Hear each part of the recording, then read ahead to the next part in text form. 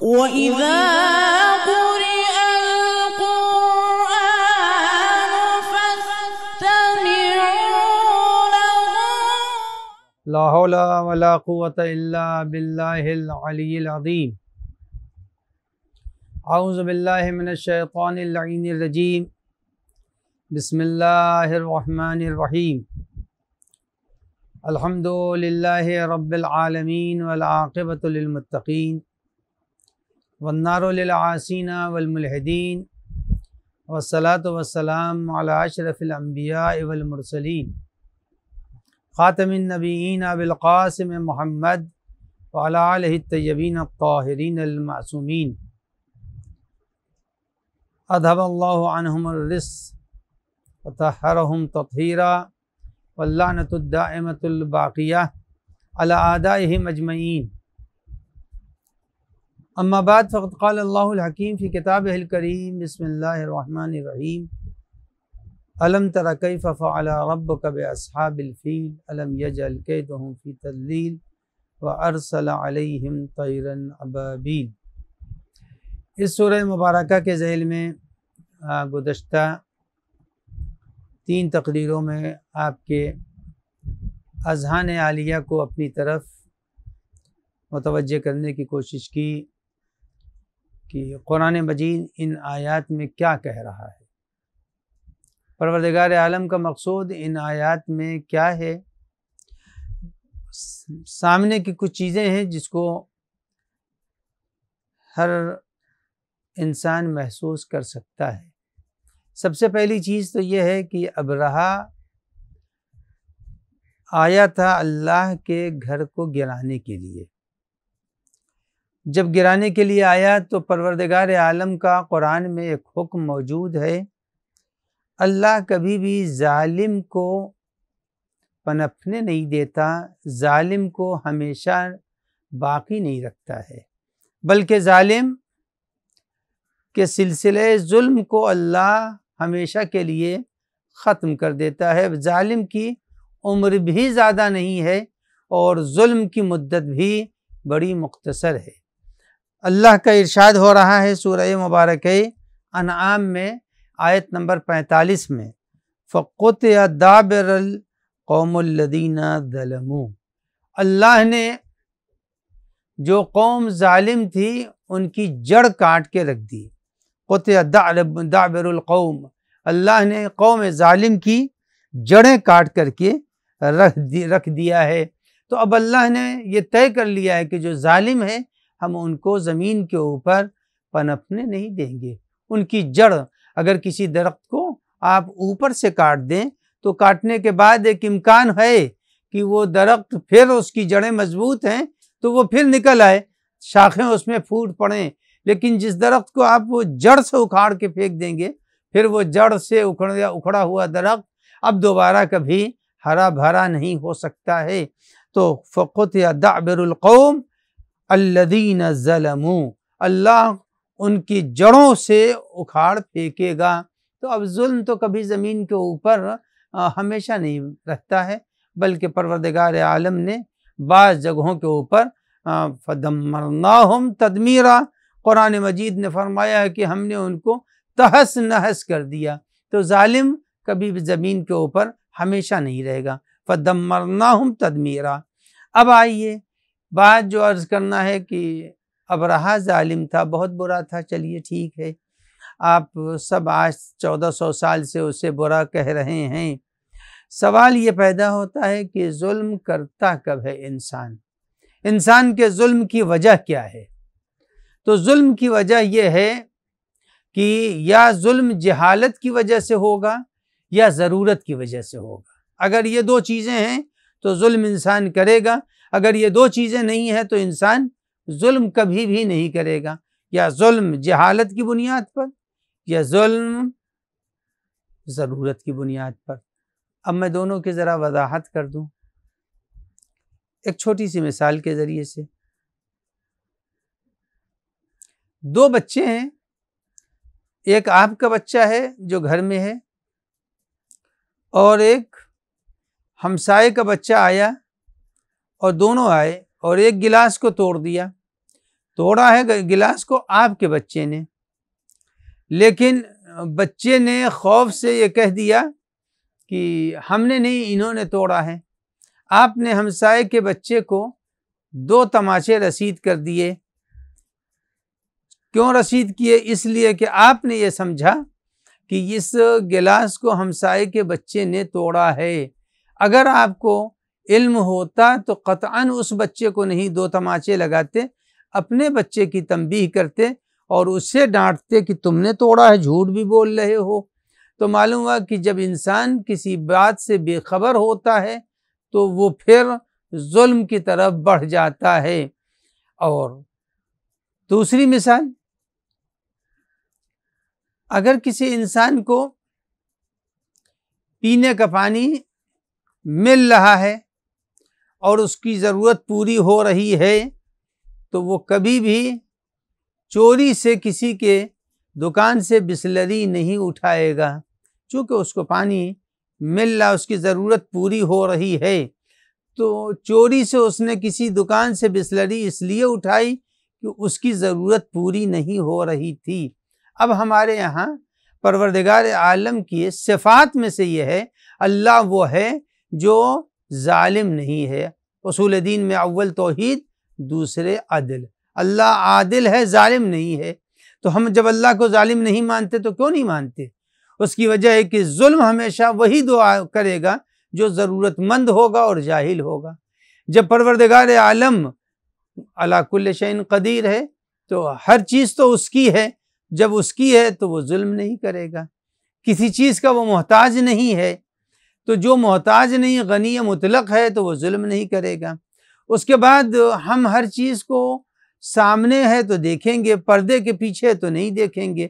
پروردگار عالم سمیع بھی ہے، بصیر بھی ہے۔ جب سمیع و بصیر ہے تو اسے سب معلوم ہے زمین کے اوپر کیا ہو رہا ہے۔ تو اللہ کے صفات میں سے یہ ہے کہ پروردگار عالم عادل ہے، ظالم نہیں ہے۔ تو اللہ ظلم کیوں نہیں کرتا؟ چونکہ وہ محتاج نہیں ہے۔ جو بھی محتاج ہوگا وہ کہیں نہ کہیں اپنی ضرورت کو پورا کرنے کے لیے، جیسی مثال دی کہ دکان سے بسلری چوری کر لی، کسی کے پیسوں کو نکال لیا، کسی کے پرس کو جیب سے نکال لیا، کیوں؟ اس لیے کہ اس کو پیسوں کی ضرورت تھی۔ جو ضرورت مند ہوتا ہے وہ ظلم کرتا ہے، جو ضرورت مند نہیں ہوتا وہ ظلم نہیں کرتا۔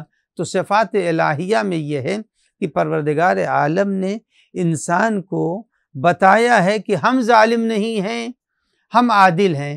جب ہم عادل ہیں، کیوں عادل ہیں؟ چونکہ نہ وہ جاہل ہے اور نہ تو وہ ضرورت مند ہے۔ اب یہاں کے اوپر ایک چیز اور عرض کر دوں کہ ظلم ہے عقیدے پر بھی، ظلم ہے انسان اپنی ذات کے اوپر بھی کرتا ہے، ظلم دوسروں پر بھی کرتا ہے۔ عقیدے پر ظلم کر رہا ہے، یہ نہیں سمجھنا چاہیے مسلمان ہے تو ہم بس سب کچھ صحیح ہے، نہیں، انسان اپنے عقیدے پر بھی ظلم کر رہا ہے۔ عقیدے پر ظلم کیسے کرے گا؟ اب اس کی ایک مثال، پروردگار عالم کہتا ہے کہ لیس کمثلہ شیء، اللہ وہ ہے جس کے جیسا کوئی نہیں ہے۔ تو اب پروردگار عالم کے جیسا کوئی نہیں ہے، اب عقیدے پر ظلم وہ ہوگا جب انسان اللہ کو مجسم کا قرار دے اور کہے کہ اللہ کے بڑے بڑے پیر ہیں، اللہ کسی تخت پر بیٹھا ہے، اللہ کی بڑی بڑی انگلیاں ہیں۔ وہ تو کہہ رہا ہے لیسا کمثلہ شیء، اللہ کی جیسی کوئی چیز نہیں۔ تو عقیدے پر ظلم یہ ہے کہ انسان اللہ کے لیے ان چیزوں کو تسلیم کر لے جو چیزیں پروردگار عالم کی صفت نہیں ہے۔ اللہ کی اولاد نہیں ہے، لم یلد ولم یولد ہے۔ اگر آدمی کوئی تسلیم کر لے اللہ کے بیٹا ہے، جیسا کہ قرآن مجید کہتا ہے، کچھ لوگ وہ تھے جنہوں نے اللہ کے لیے بیٹا تصور کر لیا۔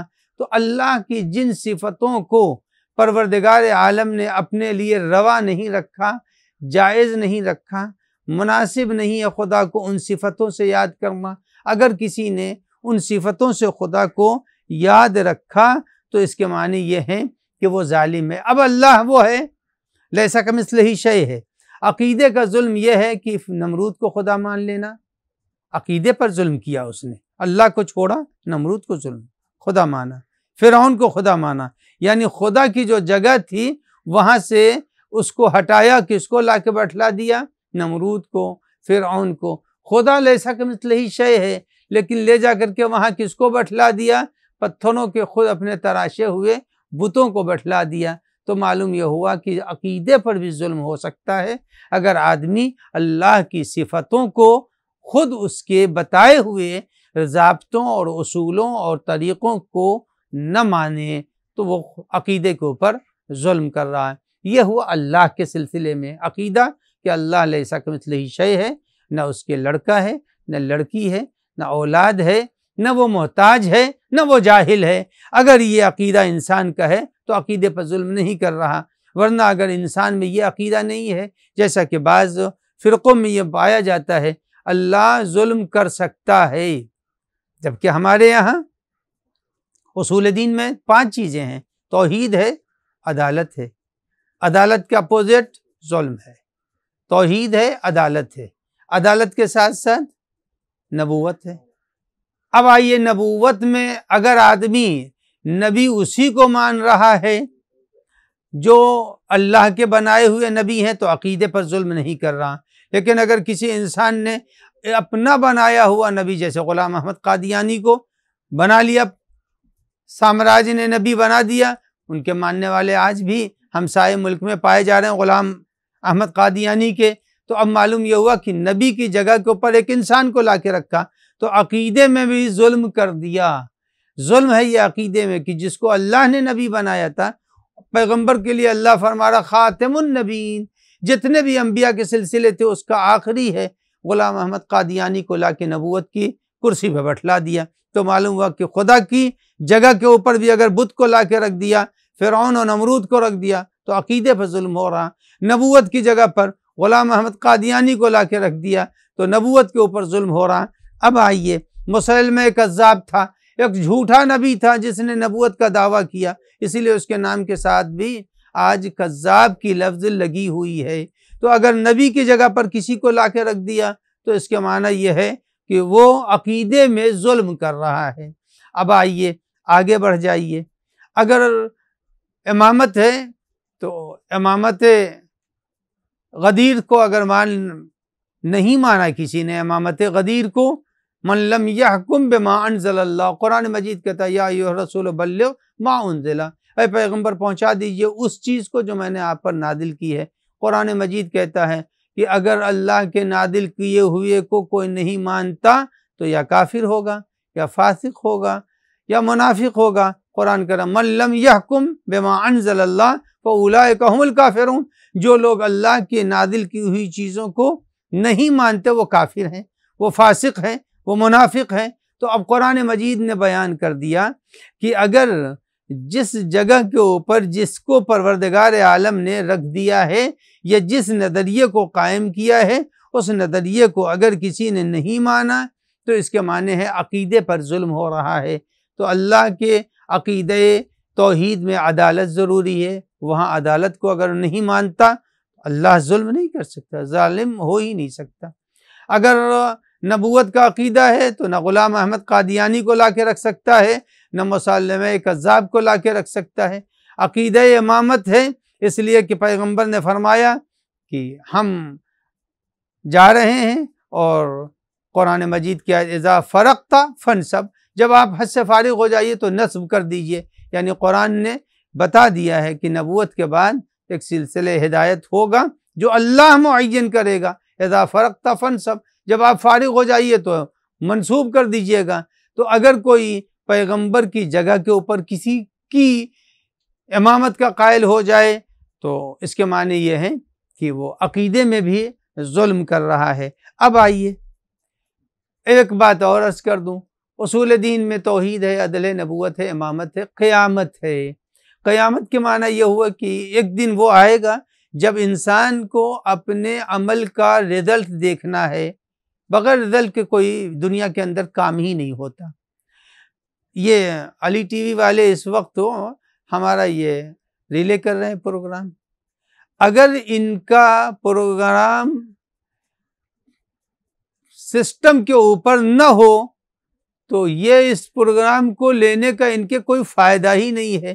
یہ ریلے کر رہے ہیں، جب ریلے کر رہے ہیں دیکھنے والے دیکھ رہے ہیں، ان کو پتہ چل رہا ہے کہ کہاں کہاں ہمارا سسٹم دیکھا جا رہا ہے، اور جب ان کے پاس سوالات کے ٹیلی فون آتے ہیں تو یہ سمجھ جاتے ہیں کہ ہمارے دیکھنے والے ناظرین کی تعداد کیا ہے۔ تو اب معلوم ہے ہر عمل کا یہ جتنے بھی سال میں، مارچ میں، دوسرے ملکوں میں، دوسری مہینوں میں یہ کلوزنگ ہوتا ہے۔ یہ کلوزنگ کے معنی کیا ہے؟ یہ اپنے پورے سال کا حساب دیکھتے ہیں کہ آیا ہم لاس میں چل رہے ہیں یا بینیفٹ میں چل رہے ہیں۔ تو یہ دنیا کا اصول ہے۔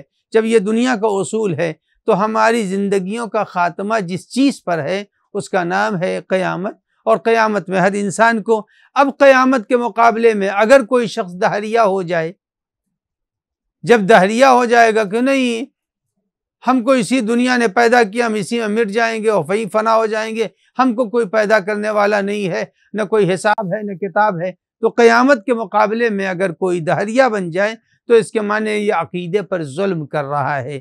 تو معلوم ہوا کہ عقیدے پر بھی ظلم ہوتا ہے۔ جب ظلم عقیدے پر ہوگا تو عزیزان گرامی، جس کے عقیدے میں ظلم پایا جا رہا ہوگا وہ کبھی بھی اپنی نجات حاصل نہیں کر سکتا۔ سب سے پہلے انسان کو چاہیے کہ وہ اپنے عقیدے کی اصلاح کر لے۔ جب عقیدے میں ظلم نہیں ہوگا تو انسان کے نجات کے راستے آسان ہو جائیں گے۔ تو پہلا مرحلہ ظلم کی تعریف کا ہے، جس کی طرف ہم نے اشارہ کر دیا کہ ظالم وہی ہوتے ہیں جن کے یہاں جہالت یا ضرورت ہوتی ہے۔ ابرہہ میں ہوس و حرص تھا کہ ہم نے یمن میں جو گھر بنایا ہے لوگ وہاں کے اوپر آ کر کے عبادت کریں، مکے نہ جائیں، لہذا اس نے یمن کے گھر کو مرکزیت دینے کے لیے اور اس کو کعبہ بنانے کے لیے اللہ کے گھر کو منہدم کرنے، گرانے اور ڈھانے کا ارادہ کیا۔ اللہ نے کہا فَقُطِعَ دَابِرُ الْقَوْمِ، اللہ جو ہے وہ قطع کر دے گا، جڑ سے کاٹ دے گا۔ تو اب معلوم یہ ہوا کہ ظلم کے ایک معنی اور بھی اسی سے ہے ظلمت۔ ظلمت کے معنی اندھیرے کے ہوتے ہیں۔ اندھیرے میں آدمی چلتا ہے تو اسے کچھ نہیں پتہ چلتا، ٹھوکر کہاں لگ جائے گی، کہاں گڈھا ہے، کہاں کیا ہے، اسے کچھ نہیں معلوم۔ تو جو ظالم ہوتے ہیں وہ اندھیروں میں چلتے ہیں، اور جو اندھیروں میں چلے گا تو اس کے معنی یہ ہے کہ اندھیروں میں چلنے والے کبھی بھی ٹھوکر کھا سکتے ہیں۔ لہذا جتنے بھی ظالم دنیا میں ہیں، ایک وقت وہ آتا ہے کہ ان کے ظلم نے ان کو ایسی بڑی ٹھوکر لگا دی کہ جس کے بعد وہ اٹھ نہیں سکتے، اٹھ ہی نہیں سکے، اور اتنی بڑی ٹھوکر ان کو ان کی ظلم کی وجہ سے ہم نے اپنی آنکھوں سے دیکھا۔ جس زمانے میں ہم نے زندگی گزاری اور ہمارے بہت سے ناظرین نے بھی اس 2-3 واقعوں کو دیکھا ہوگا کہ ظلم کی چکی سدا چلتی نہیں، اور ناؤ کاغذ کی سدا چلتی نہیں۔ تو نہ تو کاغذ کی ناؤ سدا چلتی ہے، ظلم کی ٹہنی کبھی پھلتی نہیں، اور ظلم کی ٹہنی بھی نہیں پھلتی، ظلم کی چکی بھی نہیں ہمیشہ چلتی، ظلم کی کشتی بھی ہمیشہ نہیں چلتی۔ تو اب یہ معلوم یہ ہوا کہ ظلم ایک اندھیرے کا نام ہے، اور اس اندھیرے میں 2-4-10 قدم چل سکتا ہے انسان، لیکن کہیں نہ کہیں ٹھوکر تو لگ ہی جائے گی، گر تو پڑے ہی گا، یا راستہ غلط ہو جائے گا۔ جتنے بھی ظالم ہیں جن کو آنکھوں سے دیکھا، شاہ ایران نے ظلم کیا، نتیجہ کیا ہوا کہ 2 گز کفن اور 2 گز زمین بھی اس کو اپنے ملک میں نہ مل سکی۔ کہاں دفن ہوا؟ پاناما میں چلا گیا، وہاں سے بھی نکالا گیا، امریکہ نے قبول نہیں کیا، اور جا کر کے مرا کہاں؟ مصر میں۔ مصر میں کون مرا؟ فرعون۔ تو ظالم کے گود میں جا کر کے بیٹھ گیا۔ اب آئیے، یہ تو ہم نے آنکھوں سے دیکھا، ہمارے بہت سے علی ٹی وی کے ناظرین نے اس واقعے کو 40 سال پہلے دیکھا ہوگا۔ اس کے بعد آئیے، آنکھوں سے ہم سب نے دیکھا، بہت دنوں کی بات نہیں ہے، کہ ظلم کرنے والا صدام نے ظلم کیا۔ جو ظلم کیا تو نتیجہ کیا ہوا؟ وہ جس کے سونے کے قدمچے تھے، اس نے ایک غار کے اندر زندگی گزاری، جس کے ہیئر کٹنگ کے لیے افراد معین تھے، اس کے بال بڑھ گئے، سب نے دنیا نے دیکھا۔ ظالم تھوڑے دنوں تو چل لیتا ہے لیکن ہمیشہ نہیں چلتا۔ میں مثالیں اور بھی دے سکتا تھا، لیکن مناسب نہیں ہے کہ بہت سی مثالیں دیں، لیکن بہت سے ابھی ظالم اندھیروں میں چل رہے ہیں، جو چل رہے ہیں تو ان کا بھی انجام وہی ہونے والا ہے، اس لیے کہ اللہ کا وعدہ ہے ہم نے ظالم فدمرناہم تدمیرا، ہم تہس نہس کر دیں گے، ہم ان کی جڑ سے ان کو اکھاڑ پھینکیں گے۔ تو ابھی آپ نے نہیں دیکھا، انشاءاللہ آنے والے دنوں میں ابھی بھی ہمارے نظروں کے سامنے کچھ ظالم ہیں جن کو پروردگار عالم اسی طرح تہس نہس کرے گا جیسے ابرہہ کو کیا تھا۔ تو ایک موقع وہ ہے کہ جب انسان اپنے عقیدے پر ظلم کرتا۔ اب آئیے دوسرا موقع، انسان خود اپنی ذات پر ظلم کرتا ہے، خود اپنے اوپر ظلم کرتا ہے۔ اپنے اوپر ظلم کب کرے گا انسان؟ دیکھیے ہر چیز کے رکھنے کی ایک جگہ ہوتی ہے، ہر چیز کا ایک مقام ہوتا ہے۔ پروردگار عالم نے جس چیز کو جہاں رکھ دیا ہے اس کو اسی جگہ رکھنا چاہیے، وہاں سے ہٹنا نہیں چاہیے۔ اللہ نے جس چیز کو جہاں رکھ دیا وہیں پہ ہونی چاہیے۔ اب ہماری یہ بات ابھی مبہم و گنجلک سی ہے، اللہ نے جس کو جہاں رکھا، خود انسان کو اللہ نے ایک جگہ اس کے لیے معین کی ہے، اس جگہ سے انسان کو ہٹنا نہیں چاہیے۔ اب بہت مشہور واقعہ ہے جس کی طرف میں اشارہ کر رہا ہوں، اگر آدمی خدا کی بنائی ہوئی اور معین کی ہوئی جگہ سے ہٹتا ہے تو وہ ظالم بن جایا کرتا ہے۔ اب وہ چاہے وہ ظلم کسی اعتبار سے کیوں نہ ہو، کسی اعتبار سے ظلم ہوگا، چاہے جو بھی ظلم کا مفہوم ہوگا وہ بعد میں بیان کروں گا، لیکن ظالم ہو جائے گا۔ اللہ نے قرآن مجید میں حضرت آدم علیہ السلام کے لیے فرمایا، یا آدم اسکن انت وزوجک الجنہ وکلا منہا رغدا حیث شئتما ولا تقربا ہذہ الشجرہ۔ اللہ نے جناب آدم کو اور جناب حوا کو ایک عارضی جگہ کے اوپر ٹھہرایا، اور جب وہاں عارضی جگہ کے اوپر ٹھہرا دیا تو کہا آپ لوگ یہاں رہیے، کسی وجہ سے صحیح وہ جگہ ان کے ہمیشہ رہنے کی تھی بھی نہیں، لیکن اتفاق سے ایک واقعہ پیش آ گیا، وہ یہ ہے کہ شیطان نے قسم کھا، فقاسمہما ابلیس نے جھوٹی قسم کھائی۔ اس کے پہلے تک کبھی ایسا نہیں ہوا تھا کہ کسی نے اللہ کے نام کی جھوٹی قسم کھائی ہو، لہذا جس وقت جھوٹی قسم کھائی جناب آدم کو یقین ہو گیا، لم نجد لہ عزما، اللہ نے ان کا سپورٹ کیا حضرت آدم سلام اللہ علیہ کا، اور فرمایا لم نجد لہ عزما۔ لیکن بہرحال اللہ نے کہاں رکھا تھا؟ ایک عارضی مقام پر رکھا تھا جس کو کہتے ہیں یا آدم اسکن انت وزوجک الجنہ، ایک بہت پرکیف مقام تھا جہاں اللہ نے ان کو رکھا تھا۔ باغات تھے، نہریں تھیں، جھرنے تھے، ہوائیں تھیں، پرندوں کی آوازیں تھیں، صبح کا نغمہ تھا، بہت اچھی جگہ تھی۔ جیسا کہ امام محمد باقر علیہ السلام نے تفسیر البرہان میں حدیث ہے کہ وہ جنت ابدی نہیں تھی جہاں پر اللہ نے ان کو ٹھہرایا تھا، بلکہ وہ ایک عارضی مقام تھا۔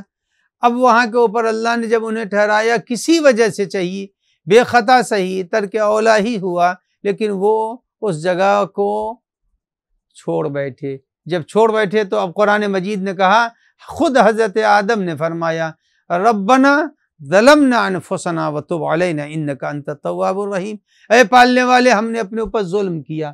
معلوم ہے جس جگہ خدا جس کسی کو بھی رکھ دے، اگر وہ اس مناسب جگہ کو چھوڑے گا تو قرآن مجید کہتا ہے اس نے ایک ظلم کیا اپنے اوپر۔ ربنا ظلمنا انفسنا، جناب آدم نے فرمایا رب پالنے والے ہم نے اپنے اوپر ظلم کیا۔ خدا کی معین کی ہوئی جگہ کو نہیں چھوڑنا چاہیے، جس جگہ اللہ نے رکھ دیا وہ جگہ ہے، اسے چھوڑنا نہیں چاہیے۔ اللہ نے حیات ہم کو دی ہے، اس دنیا کے اندر ہم کو رہنا چاہیے۔ جب رہنا چاہیے ہم نے اگر خودکشی کر لی تو خودکشی کرنا تو آسان ہے، ہم کو تو اللہ نے یہاں زندگی کرنے کے لیے بھیجا تھا، ہم نے خودکشی کی، خودکشی جیسے ہی کی ربنا ظلمنا انفسنا، فوراً آیت پکڑے گی تم نے اپنے اوپر ظلم کیوں کیا۔ مشکلات کے سامنے آدمی کو ڈٹا رہنا چاہیے، ہم سے تم کو رابطہ رکھنا چاہیے۔ ہم مشکل ان مع العسر یسرا، ہر مشکل کے بعد آسانی تھی، یہ ہو ہی نہیں سکتا۔ آج کل ماہ مبارک رمضان ہے، جو لوگ ان روزوں میں روزے رکھتے ہیں، ہم تو عادی نہیں ہیں بہرحال، لیکن بہت سے لوگ سگریٹ پینے کے عادی ہیں، کہیں سے ان کو اگر خوشبو مل جاتی ہے تو بے چین ہو جاتے ہیں۔ اگر کوئی بیڑی پی رہا، حقہ پی رہا ہے، اگر اس کے دھوئیں کی خوشبو ملی، اندر سے وہ بے چین ہو جاتے ہیں۔ بے چین تو ہوتے ہیں لیکن اس کو استعمال نہیں کرتے، اچھا نہیں لگتا انہیں، فوراً دل چاہتا ہے کہ استعمال کر لیں، سگریٹ و حقہ و بیڑی پی لیں، لیکن انہوں نے اس مدت کی سختی کو برداشت کیا۔ شام کو کیا پھلکیاں مل گئیں، بڑے مل گئے، اچھی جلیبیاں مل گئیں، نفیس کھانے مل گئے، یعنی جو مشقت و مصیبت 12 گھنٹے 14 گھنٹے کی تھی، اس میں صبر کیا، نتیجہ ہوا اچھا۔ اللہ نے کہا اس دنیا میں تم نے خودکشی کیوں کر لی؟ اس لیے کہ اس خودکشی کو نہ کرتے تو ظلم تم نے اپنے اوپر، ربنا ظلمنا انفسنا۔ تو جس کو جس جگہ کے اوپر اللہ نے رکھا ہے اس کو اپنی جگہ بدلنی نہیں چاہیے۔ ہمارے لیے زمین ارض اللہ واسع، یہ زمین ہے، اس کے اندر نشیب و فراز ہے، حیات کے اندر بھی اونچ نیچ ہوگی، مگر تم کو خودکشی کرنے کا حق نہیں ہے۔ اب یہاں کو وہ معلوم ہوا کہ اگر انسان ظلم کرتا ہے تو اپنے اوپر پہلے ظلم کرتا ہے۔ اب ظلم کی دوسری قسمیں، پروردگار عالم نے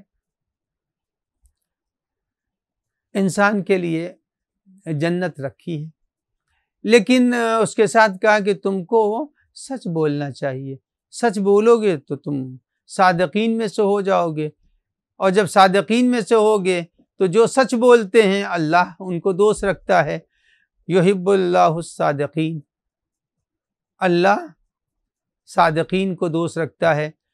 اب یہ قرآن کی آیت نہیں یحب اللہ الصادقین، لیکن دوسری جگہوں پر قرآن مجید نے فرمایا کہ اللہ سچوں کو دوست رکھتا ہے۔ جب سچوں کو دوست رکھتا ہے، اگر آدمی جھوٹ بولا تو لعنت ہوئی، لعنت اللہ علی الکاذبین۔ تو خود انسان نے کس پر ظلم کیا؟ اپنے اوپر ظلم کیا۔ تو ظلم انسان اپنے اوپر کرتا ہے، خدا کی نافرمانی کے کل جھوٹ بولا، ظلم اس نے اپنے اوپر کیا۔ جب اپنے اوپر ظلم کیا تو اب سب سے پہلا ظلم انسان اپنے اوپر کرتا ہے۔ ابھی میں جو ذکر کر رہا تھا، جس کو جہاں رکھا ہے۔ اب آئیے، ایک بہت مشہور واقعہ، جنگ احد سب نے سنی ہے۔ اس جنگ کا پورا نقشہ ہی بدل گیا، بڑی کامیابی ہو رہی تھی جنگ احد میں، لیکن نقشہ ہی بدل گیا۔ کیوں بدل گیا؟ جس جگہ نبی نے لوگوں کو معین کیا تھا کہ یہاں رہنا، یہاں سے مورچے نہ ہٹانا، ڈٹے رہنا، لیکن تھوڑی سی کامیابی دیکھی، مال غنیمت لوٹنے کے لیے جگہوں کو چھوڑ دیا۔ جیسے ہی جگہ چھوڑی ہے، نتیجہ کیا ہوا کہ بے خطا شہادتوں کا سلسلہ شروع ہو گیا۔ اگر ان لوگوں نے جگہیں نہ چھوڑی ہوتی، دشمن انہی جگہوں سے آ گئے۔ تو انسان خود اپنے اوپر ظلم کرتا ہے۔ ربنا ظلمنا انفسنا وتب علینا۔ اس کے بعد سے اب ظلم ایک اور ہے۔ وہ ظلم کیا ہے؟ انسان کو چاہیے کہ انسان حق گوئی کرے، کبھی بھی انسان حق کو نہ چھپائے۔ اپنے بیٹے کے خلاف ہے، ہاں غلطی تو ان سے ہوئی ہے، ان سے غلطی ہوئی ہے، جب غلطی ہوئی ہے تو کہہ دے غلطی ہوئی ہے، لیکن غلطی کو چھپانا نہیں چاہیے۔ حق اگر کہیں کے اوپر ہے تو حق کو چھپانا نہیں چاہیے۔ قرآن مجید کہتا ہے سب سے بڑا ظالم کون ہے؟ جو حق کو چھپائے۔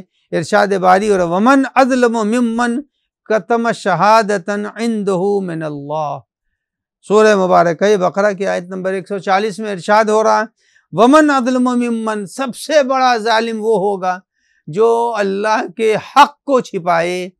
اب اللہ کا حق کیا ہے؟ علی مع الحق والحق مع علی، علی حق ہے۔ جب حق ہے تو جو کوئی بھی علی کے حق کو چھپائے گا، کسی انداز سے چھپائے گا، قرآن کہتا سب سے بڑا ظالم ہے۔ اب حق علی غدیر میں واضح ہو گیا تھا، جب حق غدیر میں حق امیر المومنین واضح ہو گیا تھا، لہذا جو بھی اس حق کو چھپائے گا وہ سب سے بڑا ظالم کہا جائے گا۔ تو اب شہادت حق کو کبھی چھپانا نہیں چاہیے۔ جو شہادت حق کو چھپائے گا وہ اپنے اوپر ظلم کر رہا ہے۔ اب آئیے دوسری چیز، مخلوق ہیں ہم، جب مخلوق ہیں تو ہم میں خالق کی صفتیں نمودار ہونی چاہیے، چاہے تھوڑی ہی صحیح ہونی چاہیے۔ اسی لیے پیغمبر اکرم صلی اللہ علیہ وآلہ وسلم کی طرف منسوب ہے، فرمایا تخلقوا باخلاق اللہ، اخلاق الہی کو سے اپنے کو آراستہ کرو، تخلقوا باخلاق اللہ، اللہ کے اخلاق سے اپنے کو آراستہ کرو۔ اب اللہ میں اخلاق کیا کیا ہے؟ وہ اخلاق ہم میں چاہے چھوٹے ہی پیمانے پر ہونا تو چاہیے، اس لیے کہ ہم اس کی مخلوق ہیں۔ اب میں ایک چھوٹی سی مثال دے دوں، آگ کا وہ تابوت جس میں جنازے جلائے جاتے ہیں، وہ بھی تو آگ ہی ہے، وہ بھی جلا دیتی ہے۔ آگ کی موٹی لکڑی لے لیجئے، اس میں آگ لگا دیے، وہ بھی جلائے گی۔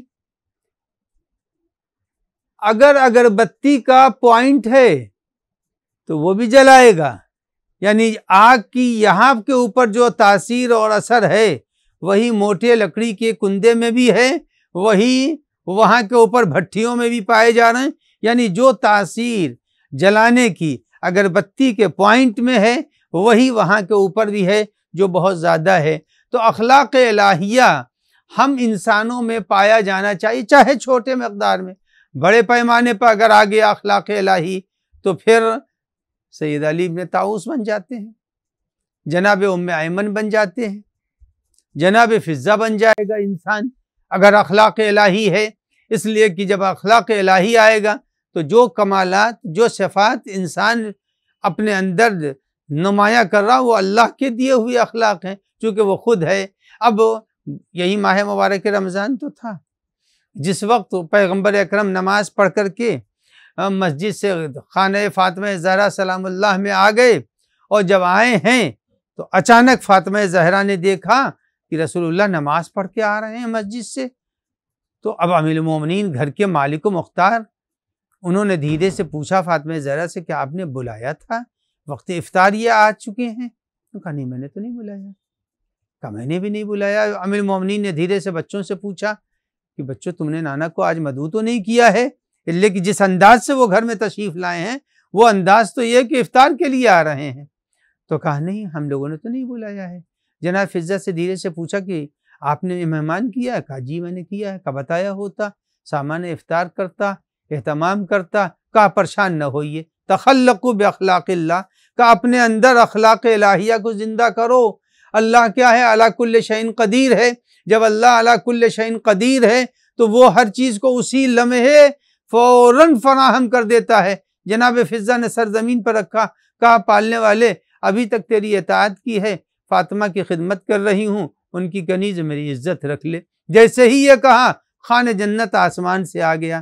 معلوم یہ ہوا کہ اگر انسان بندے خدا ہے تو صفات خدا اس میں جھلکنے چاہیے، چاہے چھوٹے پیمانے پر صحیح۔ جیسے میں نے کہا اگربتی کے پوائنٹ میں بھی جلانے کی خوبی اور صلاحیت ہے، لیکن اب اگر آدمی اللہ کا مخلوق ہے تو اس کے اندر ظلم نہیں آنا چاہیے، چونکہ اللہ ہی ظالم نہیں ہے۔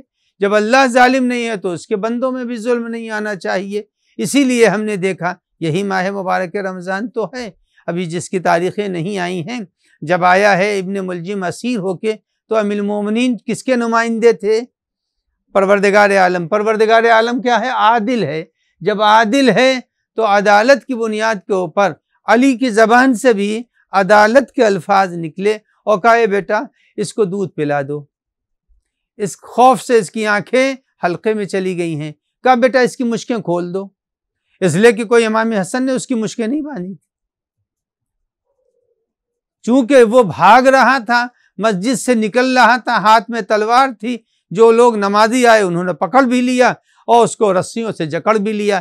جب بارگاہ علی میں آیا تو کہا اس کی رسیاں کھول دو۔ معلوم ہے جو عدالت کا عدل مجسم ہے ذات باری، تو جو بندہ اس سے رابطہ قوی رکھے گا اس میں عدالت کا پہلو بھی زیادہ پایا جائے گا، اور جتنا رابطہ اس کا کمزور ہوتا جائے گا اس کی زندگی میں ظلم بھی جھلکتا رہے گا۔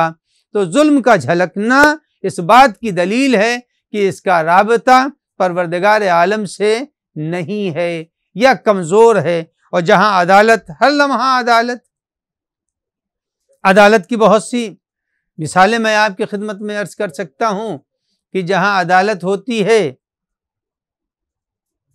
تو ایک بزرگ عالم دین کے لیے جن کا ذکر بڑے احترام سے لیا جاتا ہے، جناب علی ابن طاؤوس کا، اور اسی طرح دوسرے بعض خدا رسیدہ اولیاء کا ذکر بھی کیا جاتا ہے کہ وہ جنگل میں اپنا گدھا لے کے گئے تھے، وہاں سے کچھ لکڑیاں لانا چاہتے تھے، جنگل میں گئے اور انہوں نے گدھے کو اپنے باندھ دیا اور کسی شاخ کو وہ کاٹ رہے تھے سوکھی، کہ لائیں گے اور اسے بیچیں گے۔ جب وہ جنگل میں دور نکل گئے سوکھی شاخ کے تلاش کرنے میں، اتنے میں ایک آیا اور شیر، اور آنے کے بعد ان کے گدھے کو اس نے پھاڑ کھایا، اور شیر کی عادت یہ ہوتی ہے کہ جہاں وہ کھاتا ہے وہیں بیٹھ جاتا ہے، بھر پیٹ جیسے ہی ہوا وہیں بیٹھ گیا اور سونے لگتا ہے، 24 گھنٹہ وہ سوئے گا۔ اب وہاں کے اوپر جب جناب علی ابن طاؤوس اور بعض اولیاء کے لیے، دونوں کے لیے ملتا ہے، وہ پہنچے وہاں، دیکھا کہ ان کا گدھا شیر کھا کر کے بڑے خراٹے سے سو رہا ہے۔ انہوں نے گٹھر لکڑی کا اٹھایا، اٹھانے کے بعد شیر کا کان پکڑا، جب شیر کا کان پکڑا شیر کھڑا ہوا، مگر اب شیر غرا نہیں پا رہا ہے، کان پکڑے ہوئے ہیں یہ، انہوں نے اپنے سر کا بوجھ گٹھر اٹھایا لکڑی کا، شیر کی پیٹھ پر لادا اور کان پکڑ کے شیر کو لے کے چلے، کہا ہم نے جب خدا کی نافرمانی نہیں کی ہے تو تجھے ہماری اطاعت کرنی پڑے گی۔ معلوم ہوا کہ جب انسان اس رب العزت کا مطیع ہوتا ہے تو کائنات اس کی مطیع ہوتی ہے۔ یہ تو ایک غیر معصوم عالم کا واقعہ کہ شیر کا کان پکڑا، لکڑی لائے اس کے پیٹھ پر لاد کے گھر کے اوپر، اور وہی گدھے کا پگھا اور رسی جو جس سے وہ باندھتے اس کے شیر کو باندھ دیا، وہاں کھڑا، شیر کھڑا ہے، ہمت نہیں ہے وہ چیر پھاڑ کرے، چونکہ جو خدا کا مطیع ہوگا، کائنات اللہ کی مطیع ہے، جب خدا کا مطیع ہوگا تو کوئی اس کو ستا نہیں سکتا ہے۔ جو یہ معجزوں کے طور پر بیان کیا جاتا ہے، ہم اس کو کہتے ہیں کہ یہ سب آل محمد کے قرب کا نتیجہ ہے، کہ اگر انہوں نے کہہ دیا کہ اگر میں کہہ دوں تو یہ درخت چلنے لگے گا، یہ قرب پیغمبر، قرب معصومین اللہ سے اتنا تھا کہ اللہ کے لیے بھی تو یہی ہے، اذا اراد شیئا یقول له کن فیکون، اللہ جب کسی چیز کا ارادہ کہتا ہے وہ ہو جاتی ہے۔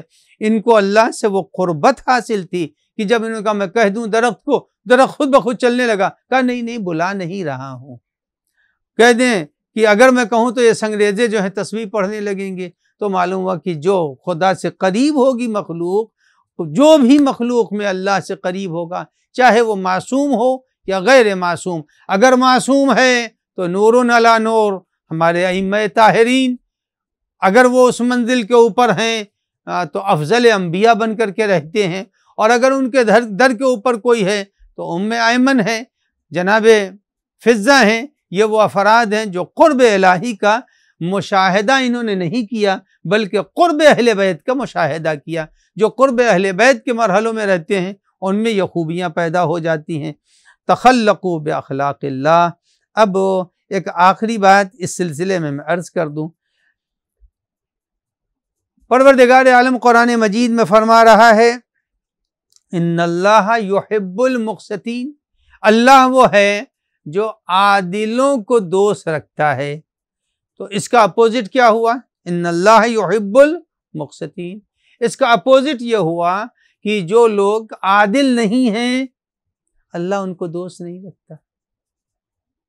اپوزٹ تو یہی ہوا نا، ان اللہ یحب المقسطین، ان اللہ یحب الصادقین، ان اللہ یحب المؤمنین، جتنی بھی عربی آپ بنا لیں، یہ تو خیر قرآن کی آیت ہے ان اللہ یحب المقسطین، آپ جتنی بھی آیت بنا لیں، آیت بنانے سے مراد یہ نہیں ہے، مفہوم آیت کو آپ جس طرح سے چاہیں ادا کریں، ایسا نہ سمجھے میرے ناظرین کی آیت بنانے کے لیے کہہ رہا ہوں۔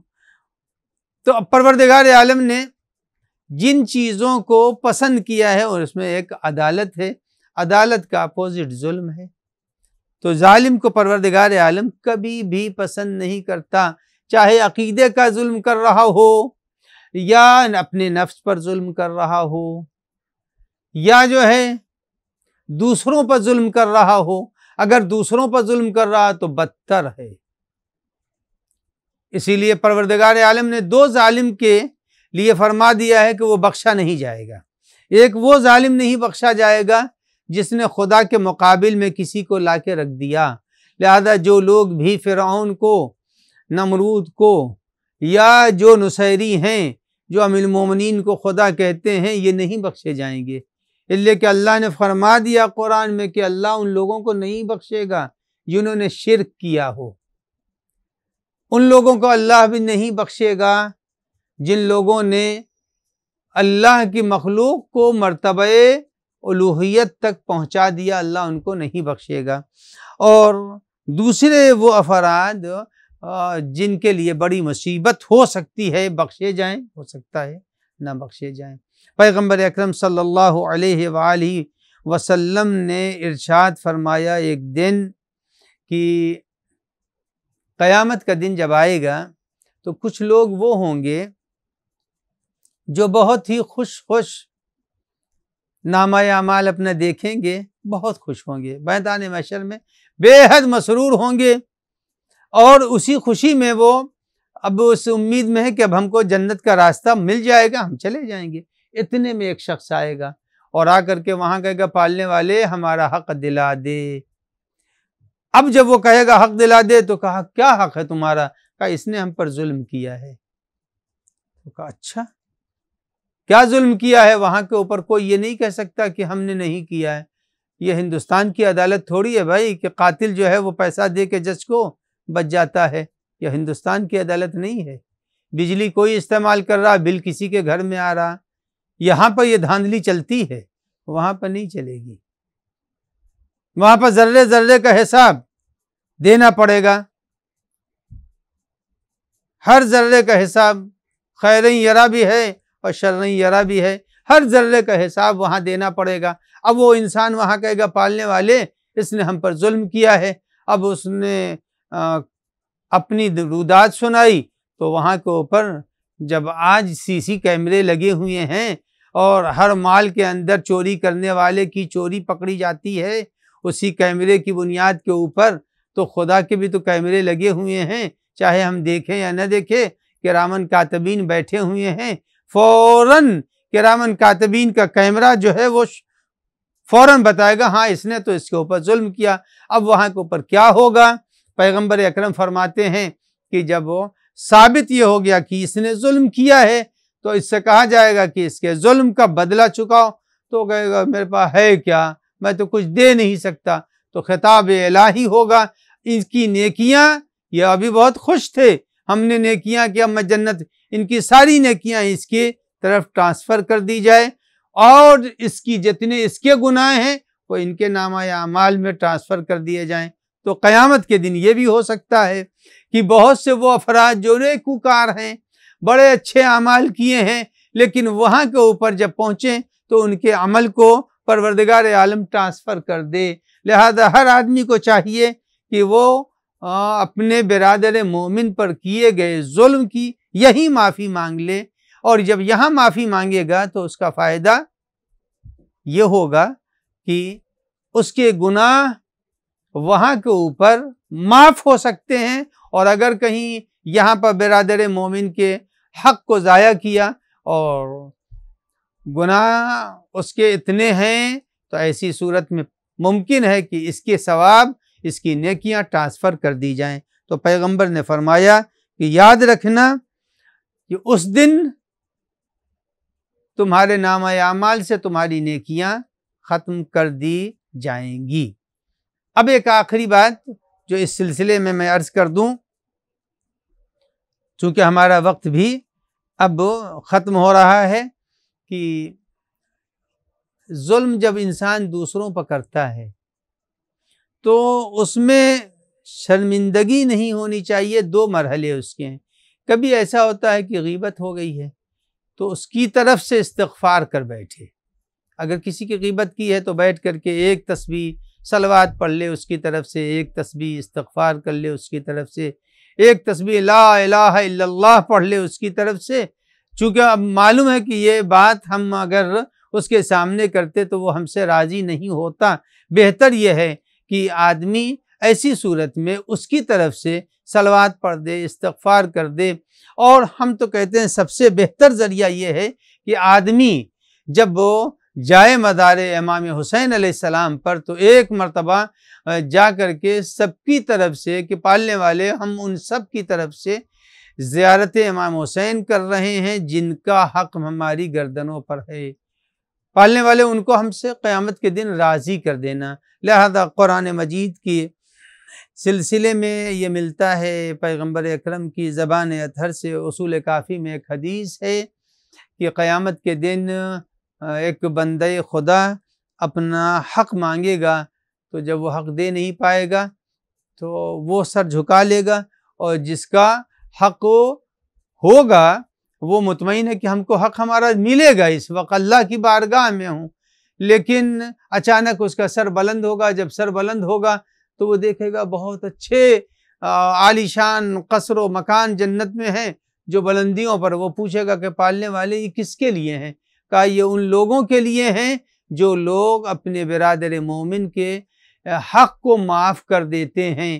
تو اگر کسی کا حق کسی کے اوپر ہے یقیناً ہوگا، تو کوشش یہ کرنا چاہیے جو بھی میرے علی ٹی وی کے ناظرین ہیں وہ اسی دنیا میں اپنے ان برادران مومن کی طرف سے استغفار کریں، صلوات پڑھیں، لا الہ الا اللہ پڑھیں، اور اس کے ساتھ ساتھ کچھ افراد کو ایسا معین کریں، پیسے دے دیں 10,000 5,000 کہ آپ جائیے اور مزارات مقدسہ کے اوپر فلاں ہمارے مومن کی طرف سے یا ہمارے گردنوں پر جن لوگوں کا حق ہے ان کی طرف سے آپ سید الشہداء کی زیارت کر دیجئے، امیر المومنین کی نجف میں زیارت کر دیجئے، ائمہ بقی کی زیارت کر دیجئے، فاطمہ زہرا کی زیارت اگر مل جائے، نصیب ہو جائے آسانی سے مدینہ منورہ میں، اور بقی کی زیارت، ورنہ کربلا کی زیارت تو آسان ہے، وہاں پر کسی کو بھی راضی کر کے 10,000 5,000 دے کر